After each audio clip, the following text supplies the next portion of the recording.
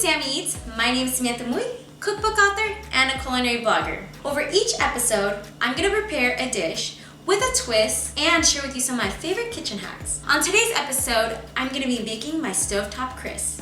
And here's the ingredient lineup for today. We have ice cream, cornstarch, water, granola, nectarines, butter, brown sugar, lemon, 5 spice powder, and vanilla extract. So I'm gonna go ahead and start chopping up my fruit. Today I have some really lovely nectarines that I'm gonna go ahead and cut. Now this stovetop crisp is very versatile. You can use all sorts of different types of fruit, any stone fruit, any type of fruit that holds its shape really well. When cooked, that's the type of fruit you want to use. And you're probably wondering how I even came up with this recipe. So a while back, I used to have these really crazy midnight cravings, and I kind of was craving like something sweet, kind of desserty, but at the same time I didn't want something heavy.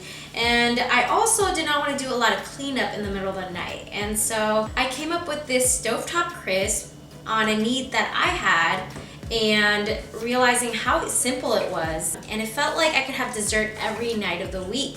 This one is one of those recipes that you can recreate over and over again, and you can make it different every single time. I use different fruits all the time. I use different granola brands. Whatever you find in your pantry, it will work for you. So for my first hack today, I'm gonna be making a brown butter. And basically, I'm just gonna go ahead and use 2 tablespoons of butter, drop it in the pan. Gonna let it melt. The whole point of doing a brown butter is that the water will start evaporating from the butter, and the butter solids will start getting really toasty and nutty. And what it's gonna do is it's gonna produce this really nice, crispy, toasty, complex, and nuttier flavor.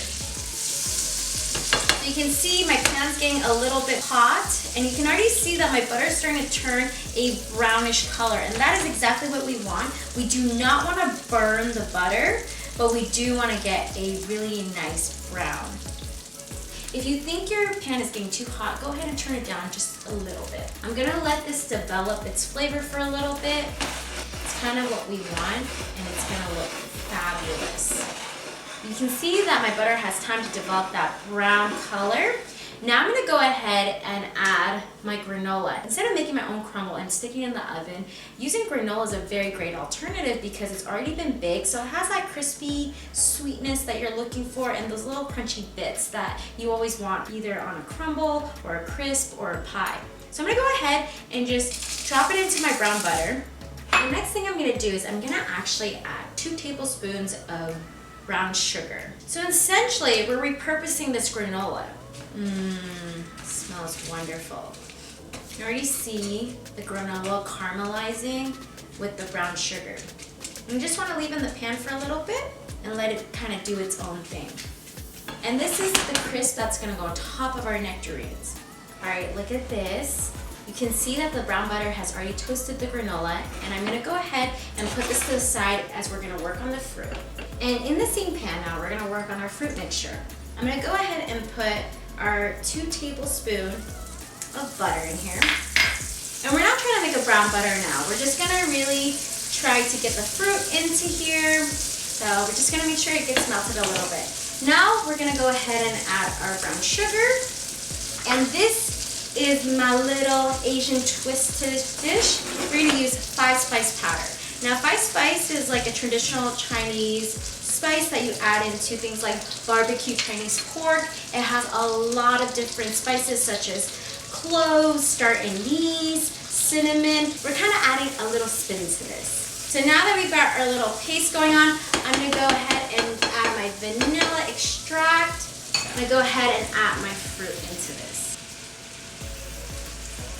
And you're going to see that this butter sugar mixture is just going to soak up all those peaches, and it's going to be absolutely tasty. Go ahead and toss these nectarines. It's amazing. Alright, now I'm going to go ahead and add some lemon zest and some lemon juice into this to give it a little bit of acid. So I got a little microplane. I'm just going to go ahead and just add a little bit of that lemon zest. Now that I've got about a teaspoon of this lemon zest in, I'm going to go ahead and cut this lemon and get some juices for this. You can see that there's a lot of liquids right now. And we kind of want it to be a little bit thicker, so we're gonna put a little cornstarch slurry in here. So over here, I have a little bit of water, a little bit of cornstarch. I'm gonna go ahead, just add it in. Make sure we mix it really nicely so it has that milky color. Go ahead and pour that in. You'll let it cook for another few minutes, and this should become really nice, kind of fruity, just like a pie filling. Now I'm gonna turn off the heat. My fruit filling is pretty much done, as you can see, and we're gonna get to assembling. So over here, I have my crisp. I'm just gonna sprinkle this on the top. Again, this is a one pot situation. You don't even have to grab anything. You just eat it straight from the pan. And that is exactly why I created this recipe. It's super easy, minimal cleanup, and it is so ooey good. All right, let's go ahead and add our ice cream to really complete this. Ooh, look at that. Let's get a few scoops. So this can definitely feed maybe 2 hungry people or one very hungry person. All right, and there you have it, Stovetop Crisp. I'm gonna take a quick bite of this. Wow, that's amazing. So crunchy, it's got that yummy fruit bits. This is one of those recipes you just gotta give it a try.